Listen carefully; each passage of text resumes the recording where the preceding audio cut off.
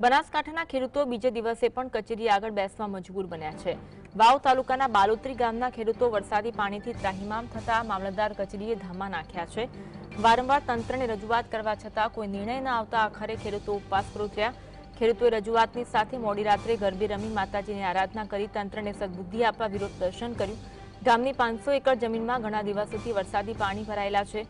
ગામ લોકો યોગ્ય વ્યવસ્થા ન થાય ત્યાં સુધી ધરણા પર બેસી રહેવાની ચીમકી ઉચ્ચારી હતી। મોટી સંખ્યામાં ખેડૂતો એકઠા થયા હતા અને રોષ વ્યક્ત કર્યો હતો।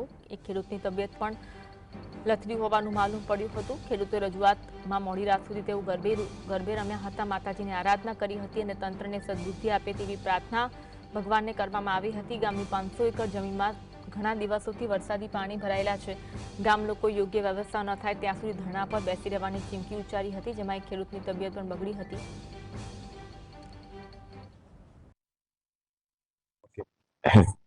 આજે માનनीय શંકરભાઈ સાહેબ ચૌધરી ટીમા ખાતે હતા અને રાઘવજી પટેલ પણ કૃષિ મંત્રી આજે વાવની મુલાકાત હતા, વાવ થરાદ સુઈગામની। પણ આજે અમે ક્યાં છીએ એ લોકોને ખબર નથી। આજે અમે ગરબા મામલતદાર ઓફિસ વાવની અંદર રમીએ છીએ અને શોખના નથી, એ શોખ દુઃખના છે। એ કદાચ એ લોકોને ખબર નહીં હોય, એમણે તાલુકો જાહેર કર્યો કે જિલ્લો જાહેર કર્યો મને નથી ખબર, પણ એ લોકોને એમ કહો કે બનાસકાંઠાના ખેડૂતો બીજે દિવસે પણ કચેરી આગળ બેસવા માટે મજબૂર બન્યા છે, કારણ કે અનેક વખત રજૂઆત કરી છે, પરંતુ તંત્રના બહેરા કાને તેમનો અવાજ સંભળાતો નથી। વાવ તાલુકાના બાલોત્રી ગામના ખેડૂતો વરસાદી પાણીથી ત્રાહિમામ પોકારી ઉઠ્યા છે। મામલતદાર કચેરીએ અંતે ધામા નાખ્યા છે। વારંવાર તંત્રને રજૂઆત કરી છતાં કોઈ નિર્ણય ન આવતા આખરે ખેડૂતો ઉપવાસ પર ઉતર્યા છે। ખેડૂતોએ રજૂઆતની સાથે મોડી રાત્રે ગરબે રમી માતાજીની આરાધના કરી તંત્રને સદબુદ્ધિ આપવા વિરોધ દર્શન કર્યું। ગામની 500 એકર જમીનમાં ઘણા દિવસોથી વરસાદી પાણી ભરાયેલા છે। ગામ લોકો યોગ્ય વ્યવસ્થા ન થાય ત્યાં સુધી ધરણા પર બેસી રહેવાની પણ ચીમકી ઉચ્ચારી હતી। જ્યાં સુધી રજૂઆતના પડઘા ન પડે ત્યાં સુધી ધરણા પર બેસી રહેવાની ચીમકી ઉચ્ચારી હતી। માતાજીને પ્રાર્થના કરી હતી કે તંત્રને સદબુદ્ધિ ભગવાન આપે, કારણ કે અનેક રજૂઆતો કરી છે, પરંતુ કોઈ જ નિરાકરણ આવ્યું નથી। મામલતદાર કચેરી અંતે ધામા નાખ્યા હતા। વારંવાર તંત્રને રજૂઆત કરવા છતાં કોઈ નિર્ણય ન આવતા આખરે ખેડૂતો ઉપવાસ પર ઉતર્યા। ખેડૂતોએ રજૂઆતની સાથે મોડી રાત્રે ગરબે રમી માતાજીની આરાધના કરી વિરોધ દર્શન શરૂ કર્યું। ગામની 500 એકર જમીનમાં ઘણા દિવસોથી વરસાદી પાણી ભરાયેલા છે, જેના કારણે અનેક ગણું નુકસાન થઈ રહ્યું છે અને આ અંગે અનેક વખત રજૂઆત કરવામાં આવી છે, પરંતુ તંત્રના બહેરા કાને તેમનો અવાજ અથડાતો નથી, જેના કારણે સૂત્રોચ્ચાર સાથે વિરોધ વ્યક્ત કરવામાં આવ્યો હતો અને તંત્રને સદબુદ્ધિ આપે તેવી ભગવાનને પ્રાર્થના પણ કરવામાં આવી હતી, કારણ કે અનેક વખત ધક્કા ખાવામાં આવ્યા છે, રજૂઆત કરવામાં આવી છે અને અંતે હવે મામલતદાર કચેરીની બહાર જ મોટી સંખ્યામાં ખેડૂતો એકત્ર થયા હતા અને ધરણા પ્રદર્શન કર્યું હતું। જ્યાં સુધી તેમની રજૂઆતનું નિરાકરણ નહીં આવે ત્યાં સુધી ધરણા પર બેસી રહેવાની ચીમકી પણ ઉચ્ચારવામાં આવી હતી। ગામ લોકોએ યોગ્ય વ્યવસ્થા ન થાય ત્યાં સુધી ધરણા પર બેસી રહેવાની ચીમકી ઉચ્ચારી હતી।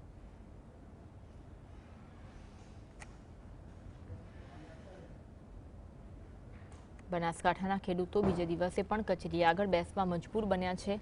વાવ તાલુકાના બાલોત્રી ગામના ખેડૂતો વરસાદી પાણીથી ત્રાહિમામ થતા મામલતદાર કચેરીએ ધામા નાખ્યા।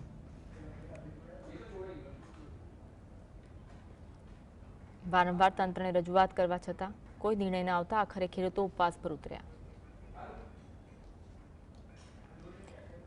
આજ અંગે વધુ વાત કરીશું, સંવાદદાતા કલ્પેશ અમારી સાથે લાઈવ જોડાયા છે। કલ્પેશ, અનેક રજૂઆત કરી પરંતુ કોઈ નિરાકરણ ન આવતા ધરણા પર બેસવા મજબૂર બન્યા છે ખેડૂતો, શું કહેવું છે ખેડૂતોનું?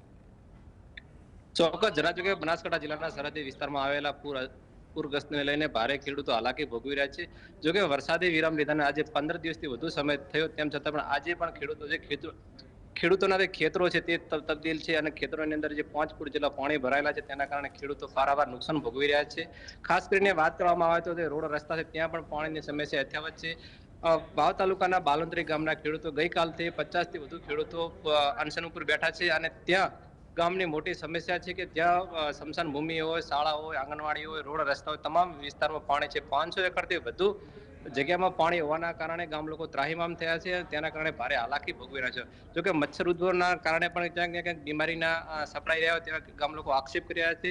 વારંવાર તંત્રને રજૂઆત કરવા છતાં તેમ છતાં કોઈ ગામમાંથી પાણી નિકાલની વ્યવસ્થા ના કરાતા આખરે ખેડૂતો વાવ મામલતદાર કચેરી ખાતે ઉપાસુર બેઠા છે. જી. કેટલું નુકસાન થયું છે ખેડૂતોનું આ વરસાદી પાણીના કારણે?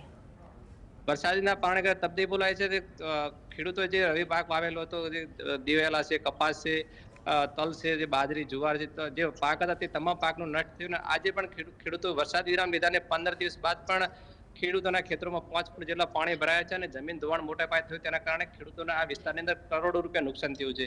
જો ખાસ કરીને વાત કરવામાં આવે તો કાલે ગુજરાતના રાજ્ય કૃષિ મંત્રી હતા, તે પણ વિસ્તારની મુલાકાત લઈને ગયા છે, પણ તેમ છતાં આજે પણ હજી કોઈ સરકારી તરફથી કોઈ જાહેરાત પેકેજિંગ નહીં કરાવતા, તેને લઈને ખેડૂતોમાં ભારે રોષ છે. જી, આભાર કલ્પેશ જોડાવા માટે. અને